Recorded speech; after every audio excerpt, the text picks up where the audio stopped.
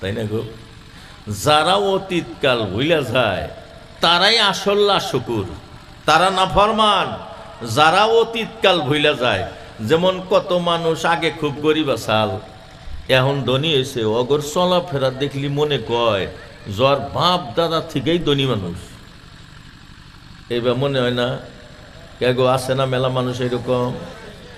আবার কত মানুষ গরিব,